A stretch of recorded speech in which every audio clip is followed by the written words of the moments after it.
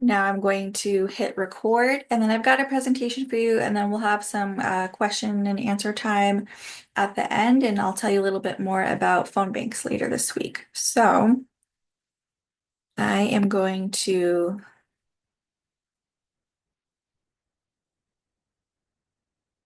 share my screen with you. One second.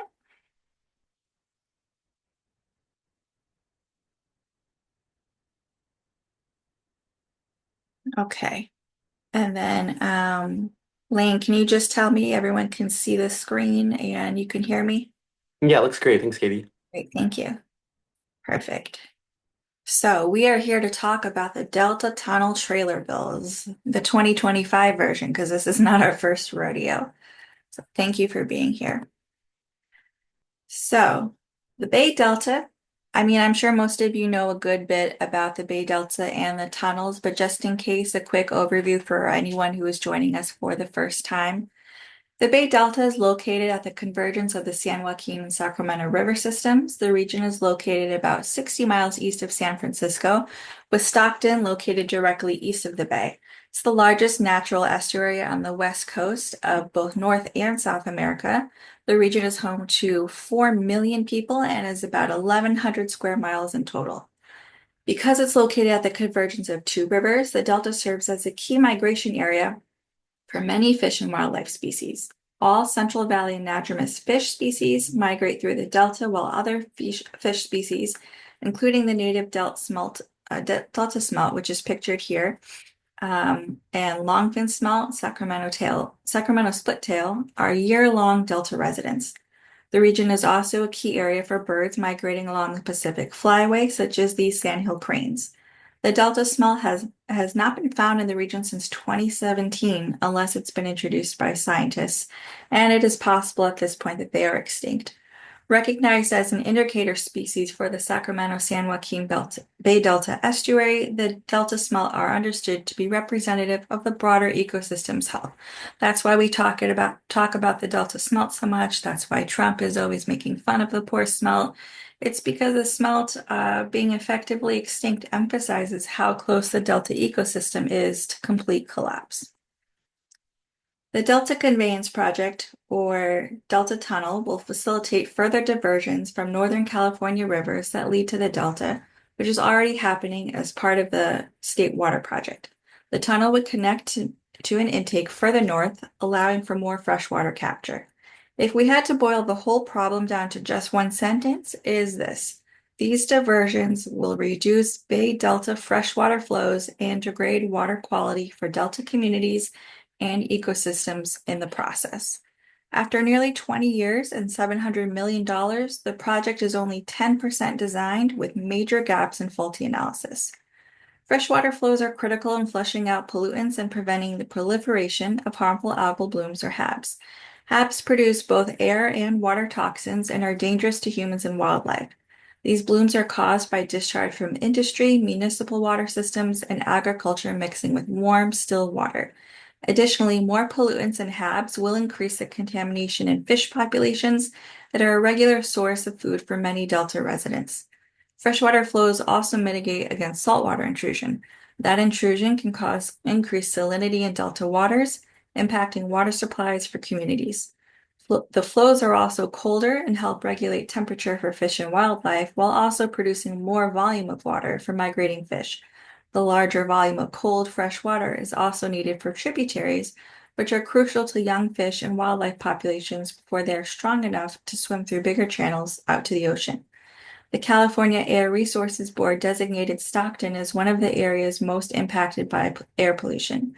Virus Green ranks the area in the top 5% of the most disadvantaged communities in California. Tunnel construction, estimated to take no less than 15 years, will make the air quality worse.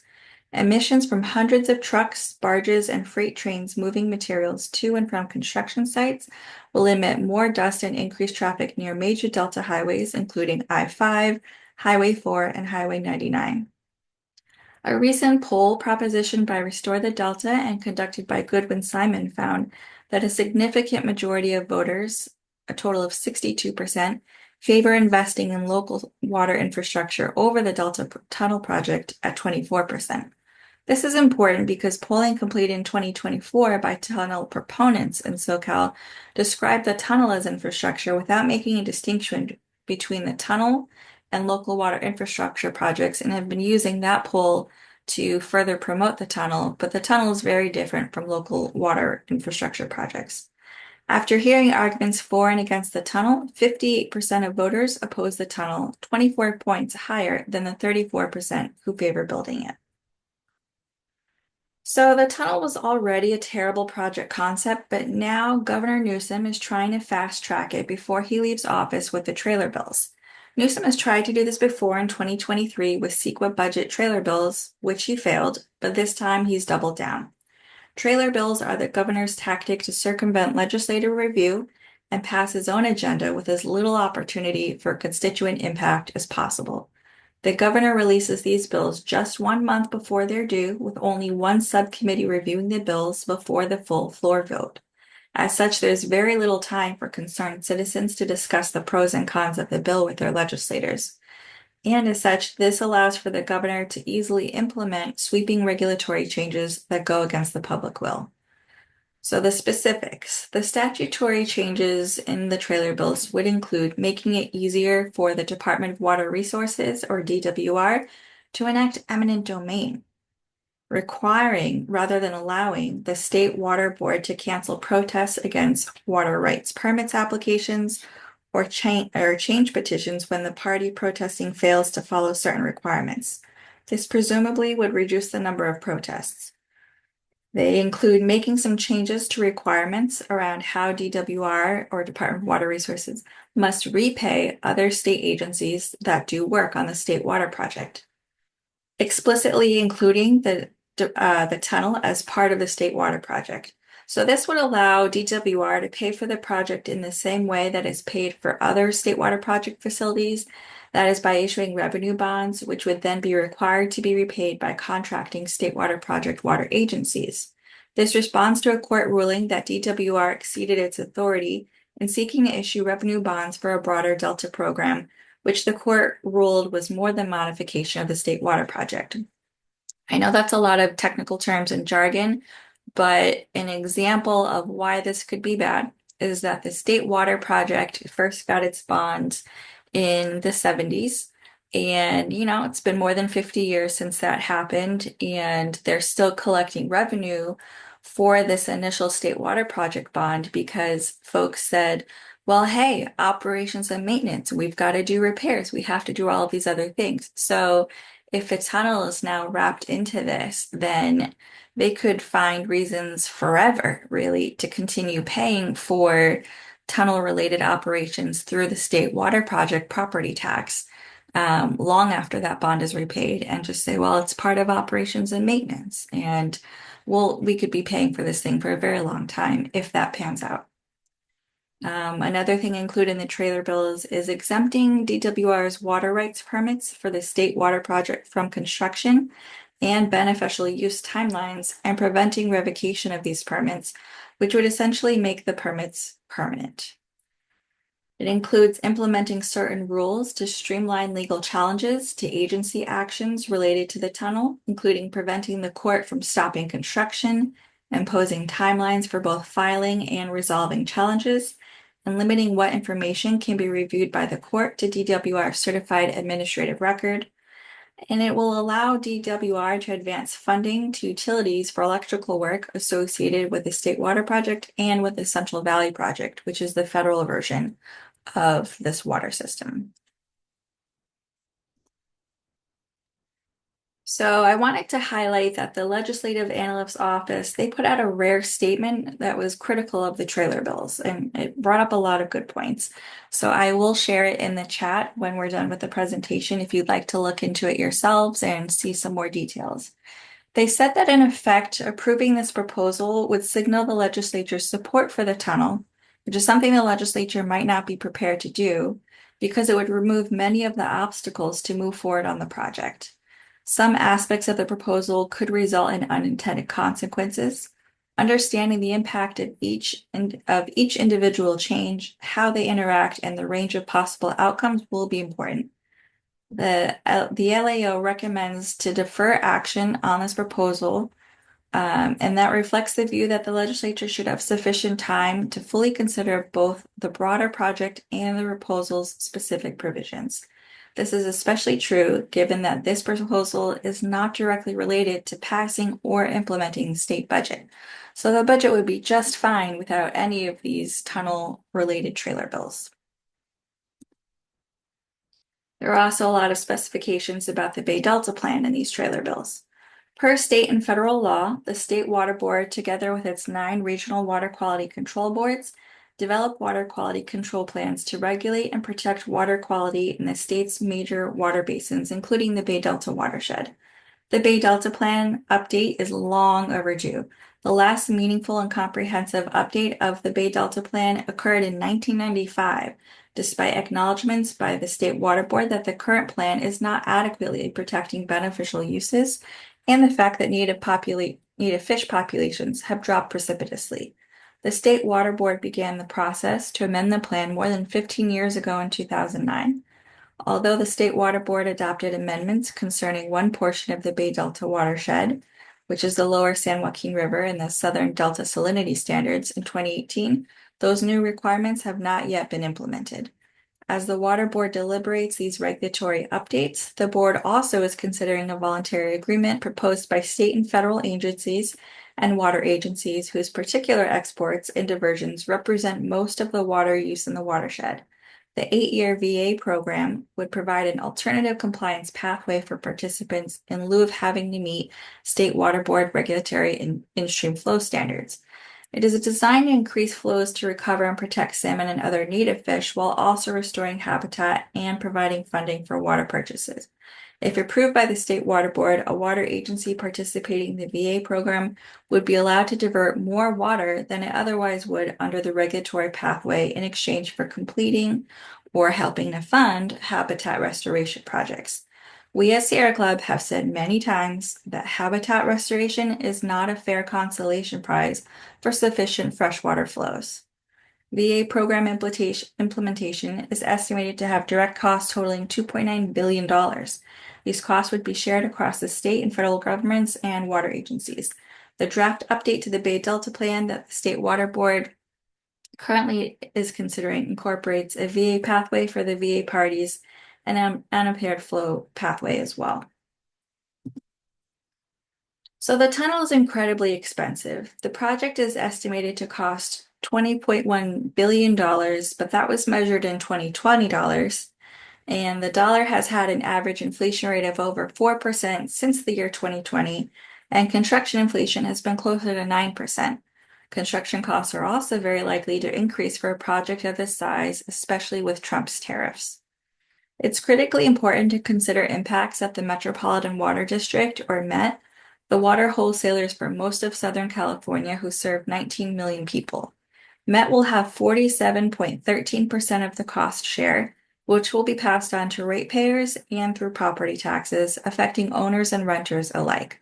Last spring, MET doubled their property tax fees and increased water rates by 8.5% in the 2024-2025 fiscal year, then an additional 8.5% for this year.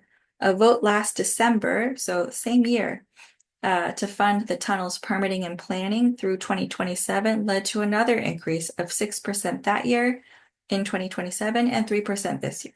Water retailers complain that they do what they can to control costs, but they can't control the price of water set by MET, their wholesaler. These numbers would increase astronomically to fund the actual construction of the project and likely would not leave MET able to afford the tunnel's sister project, Sites Reservoir, plus SoCal Pure Water, or any other local projects or innovative new technologies, including preparations for the Olympics in 2028. MET's revenues also decreased these last 3 wet years as retail agencies had more water in storage and less need to purchase imported water. NGOs recently presented research on further water conservation and cost savings and suggested a pilot project, but about half of the MET board seemed resistant to pursuing a pilot project despite a potential $1,400 per acre foot in savings. Many people don't know that they pay MET through property taxes in addition to water rates. The ad valorem tax or property tax is a way that all property owners in the Metropolitan Water District, which spans, as you can see on this map, from Ventura to San Diego and out through San Bernardino and Riverside counties. They all pay for Met water, but there are districts that have alternate sources of water and don't receive Met water. San Fernando and some cities in the San Gabriel Valley and harbor cities are some of these cities, and there are many of them are underserved communities. Unfortunately, despite all of this, Met's lobbyists and board members have been lobbying their legislators to vote in favor of the Delta Tunnel trailer bills. They even warned staff that we at Sierra Club might protest against them this week. We're not planning a protest. That was a rumor that they came up with themselves. Local water agencies, districts, and cities will also be raising their rates to pay for local infrastructure projects of their own. Residents of areas affected by the fires, particularly in the Foothill Municipal Water District, will have additional costs for rebuilding, with fewer people returning to share those costs. Residents of Southern California are already spending more in taxes and rates for expensive desalination projects like Dana Point, as well as Measure W in LA, multiple water recycling projects, remediation, and local conservation projects.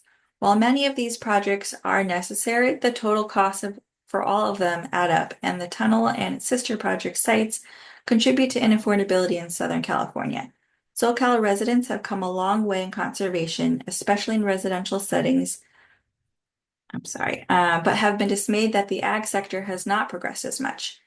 Agriculture uses 34 million acre feet of water, or 80% of the 43 million acre feet of California's developed water supply, but contributes only 2% to the California economy. Metropolitan Water District is already increasing water rates just to pay for the planning and permitting of the tunnel, which makes it harder to spend on local projects that support local jobs. Newsom's administration last summer projected that state water project supplies may be reduced by 23% over the next 20 years, which is all the more reason why we cannot rely on the tunnel and need new sources of water. Elsewhere, DWR predicts California could lose up to 10% of our water supply by 2040.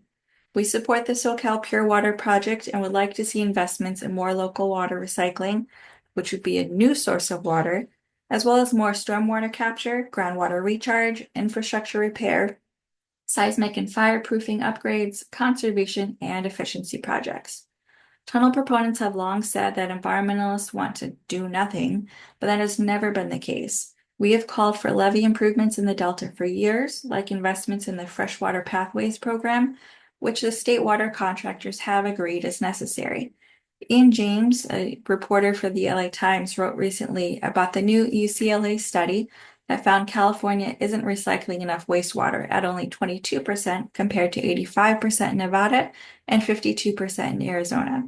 The 3 planned water recycling projects in the works in Southern California could increase that number to 56%. Met's regional recycled water program will create 50,000 jobs during construction and 1,000 permanent facility jobs.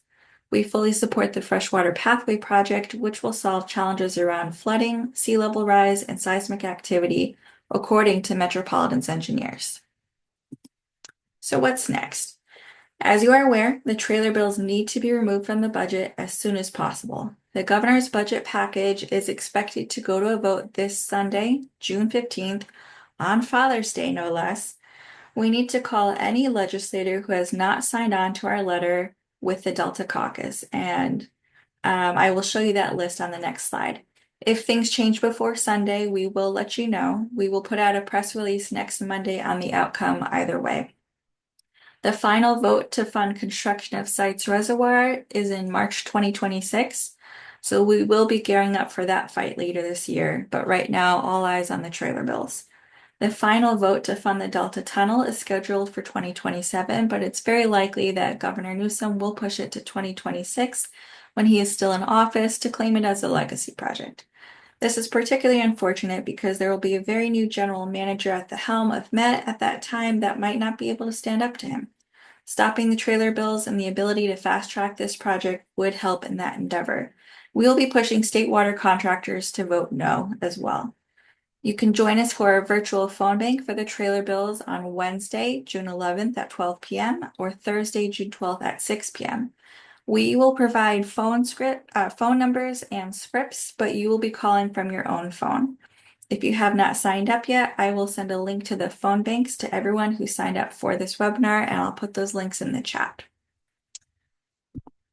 So, we have asked you so far to um, make calls to your own legislators, but this is our list of priority legislators.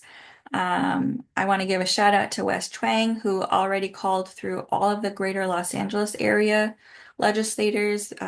Very appreciative of that. That's awesome.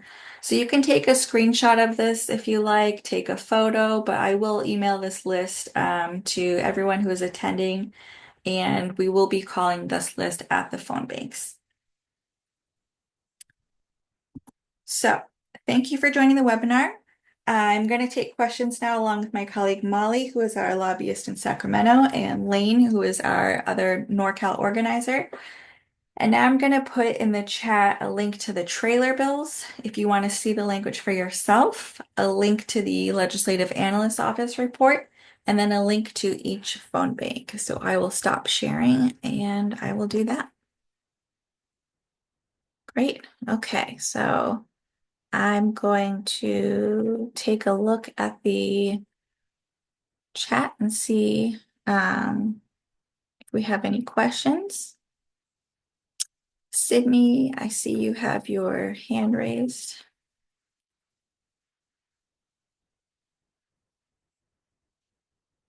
Sydney, I allowed you to talk, so you would have to unmute yourself. Hi. I was trying to figure out how to word it. So there's, I don't know if you noticed, but like, I don't know if anyone else heard, but the sound kept getting really choppy, and at one point I couldn't hear you for like 15 or 20 seconds, and Oh no. I don't know if it was just me, but yeah, I just wanted to let you know that something is the sound is kind of faulty here. And also the list that you just put on the screen, I was going to take a screenshot, but are those the people who are going to be calling on Wednesday? Yes, we will be calling them during the phone bank, so you will see this list again. And Sydney, for you, I can put it in some other kind of format, some other kind of document, and blow up all of the names, make it bigger if you like. I'm going to try to take a screenshot of it too on Wednesday and see if I can blow it up myself too. Sure. I'm hoping that I can do this. And not to make you feel guilty, but my anxiety is pretty high right now, with all this. And I just, this makes me wonder, like, how many lawmakers in this country are actually standing up for the people and the environment right now, and standing up to Trump and standing up against our country turning into a dictatorship? Hear you. It's a scary day. It's a scary time. And, especially when all of these things kind of hit at once, we really feel that impact. But we have plenty of people who have been helping, stepping up to the plate even more than usual. Mm. There are two city council members who immediately said, yes, what can we do to help you fight this? I've seen Oh, videos of, I think at least five Congress members. I know Jimmy Gomez and a handful of others went to go check on the SEIU leader who was arrested or detained with ICE. They went to go check on him. There are a handful of others. So it's it's a stressful situation. There are legislators who are supporting this with us. I mean, we have the entire Delta caucus who have signed on to our sign-on letter. So there are plenty of folks in out there helping us. And I see there a comment about this being off topic. I mean, in general, though, climate anxiety is a very real situation for many of us, and we're feeling that stress. So happy to support each other. Let's see what other questions we have. that's good to know. Thanks, Sydney. I'm going to mute you. And after um, Nancy asked, is CEQA viable? I don't. I don't know what you mean by is it viable? So CEQA is currently intact. It's under attack the through this trailer bill process. They're definitely trying to hurt CEQA by streamlining everything they can do, but that's what we're here to stop. Katie, if I could just talk about the CEQA part a little bit. Thank you for that, Nancy. CEQA is under attack, and it's from many, many different angles as well. There are a couple bills in the legislature that relate to housing in CEQA. This is how CEQA is under attack as it relates to water in this presentation through these trailer bills.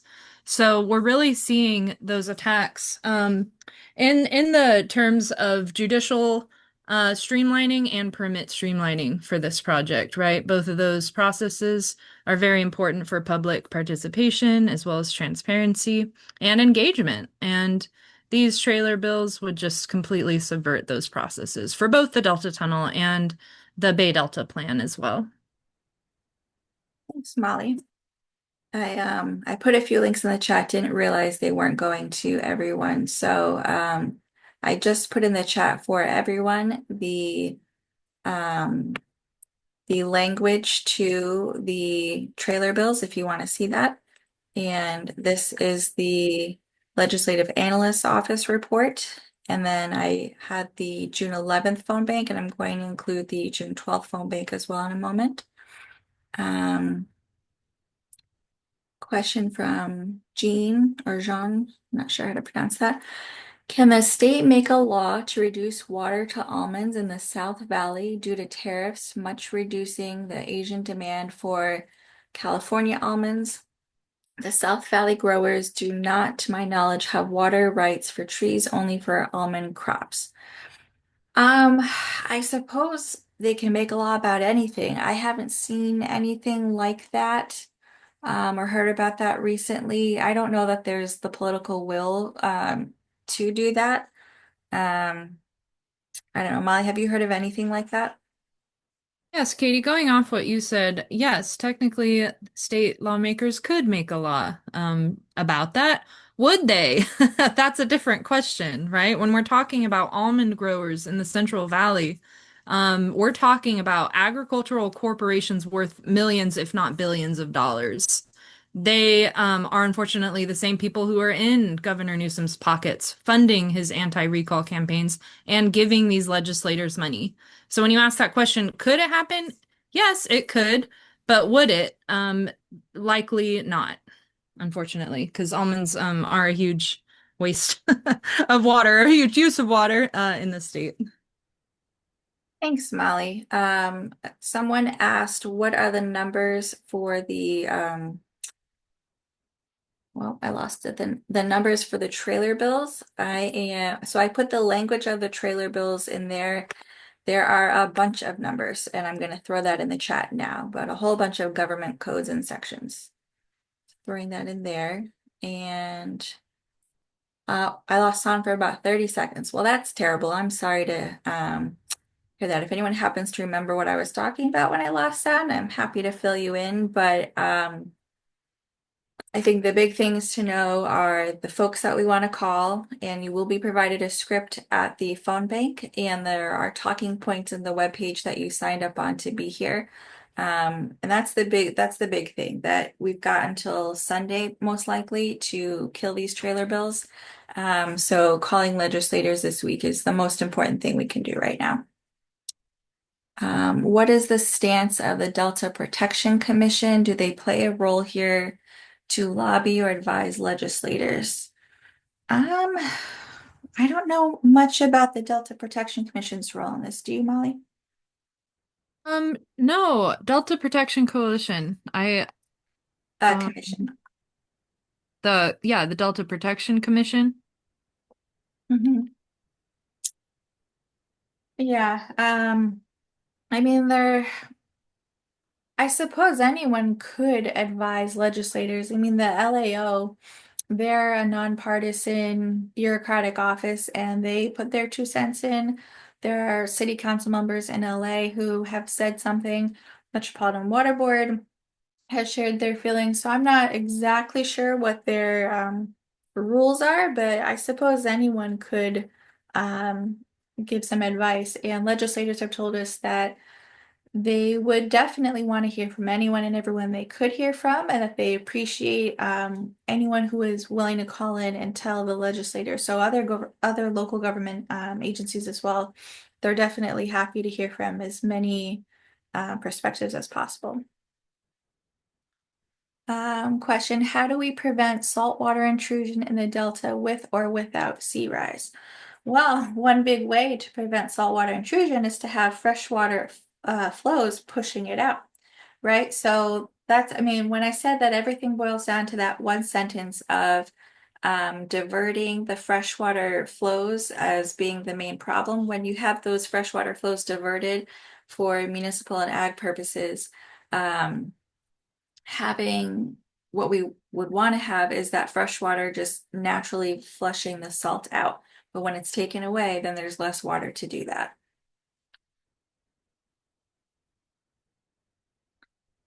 Got the number of bills. Can we just ask that representative opposes the trailer bill for Delta tunneling?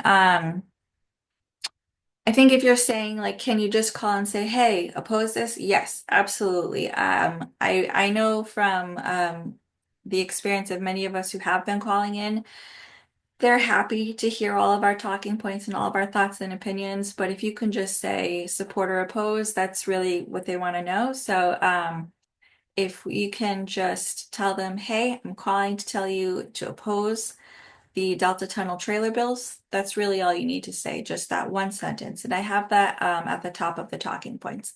But essentially, you're just saying, I'm calling to tell you to oppose the Delta Tunnel trailer bills. The fresh water is already diverted. Does the tunnel reduce diversions or just reduce fish sucked into the pumps? No, the tunnel would increase diversions. So that's why we don't want the tunnel. The tunnel is so we don't want freshwater diversions, or we don't want freshwater diverted any more than it already is. We already have a state water project. We'll probably be dependent on the state water project for many decades to come. We're not denying that. We know that we still need imported water for a good long while until we figure it all out. The tunnel would just be another piece of the puzzle of the state water project, increasing those diversions. So it would not reduce diversions, it would increase diversions. I mean, it also depends on the regulations that go with it, right? So the time of year, the volume, the allocation, all of that changes every few months. Oh, I see my internet is unstable. Hope you can hear me. Um, that changes every few months, but generally we don't want to see this project built because if they spend the billions of dollars to build the tunnel, they're definitely going to use the tunnel. Or if they don't use the tunnel, then it becomes a stranded asset. And what did we pay those billions of dollars for? I hope that answered that question. And does it reduce the fish sucked into the pumps? I mean, they've said that they are, designing all kinds of new things, but these last few years they had no, was it last year or this year? I can't even remember. They had to turn off pumps for a few months because there was a fish problem. And someone else said the tunnel would create new intakes that suck even more water out of the Sacramento River, depleting the freshwater flows that feed into the Bay Delta estuary. Absolutely. Another question. Do you know what town the diversion to the tunnel would come from? Mokelumne River, cross channel on the Sacramento River. I'm not exactly sure where the new point of diversion would be. I mean, that's a source of contention in hearings right now, but the bulk of construction would be in the town of Hood. Yep, near Hood, says Lane. All right, Bruce, I will allow you to talk. Do you have a question, Bruce? You're on mute. If you're No, I don't have a question. Okay. You had your hand raised, but Thanks. All right, any other questions? Hi. I was actually wondering, since this is so important, I don't know if you met Suzanne from Cleaners for Kids, but I was thinking if I send this to her or other people, like if I want to invite other people to join the phone bank on um Wednesday or Thursday, what could I say, or how could I have people register, or like I don't really know what to send them. Yeah, absolutely. You just need to send them the link to the phone banks. I put those links in the chat, but I can also send those links to you as well, Cindy. Thanks for doing that. Yeah, I'll be happy to pass it on. Great, thank you. Molly says the intakes would be in Hood and Cortland. Another comment, the intakes cannot flow more than the canal can take. We need to ensure that there is enough water to flush the delta, even in low water months or years. Delta goes saltwater and it's all over. Yep, that's absolutely true. Too much salt and there goes the health of ecosystems and agriculture. All right, that was the last question or comment that I see. I was gonna say that if you can just text me the two links, that would be helpful. You got it. Awesome. Thanks so much. No problem. Um, There's a comment, there are a lot more trailer bills than water. How can we tell who is voting on which specific part of the water bills without the bill number? At this point, they've heard from us and they know the Delta Tunnel trailer bills. If you just say Delta Tunnel trailer bills, they know. We've had a lot of discussions the last few weeks.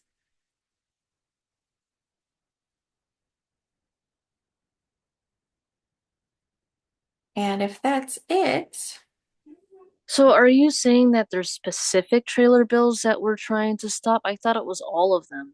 I'm all the confused. Delta tunnel related trailer bills. There are other ones on energy and water and other stuff, but it's the Delta tunnel trailer bills that we are trying to stop.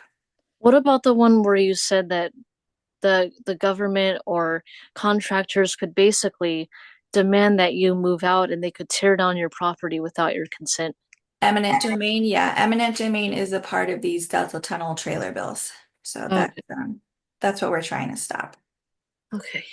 Thanks so much. Bye. Thank you. Bye, Sydney. And thank you, Jim. All right, folks. So I'm going to end this meeting now. Once again, we have a phone bank on Wednesday, June 11th at 12 p.m. and then another at 6 p.m. on June 12th, that Thursday. And if you can't make it to those, you could please call all of your legislators and then the legislators listed that were on the slide, but are also on the webpage that you used to sign up for this. Those are the folks we're targeting. So please call them and just tell them one simple sentence. I'm telling you to vote no on the Delta Tunnel trailer bills. Thanks so much, everyone. Have a great week. Be safe.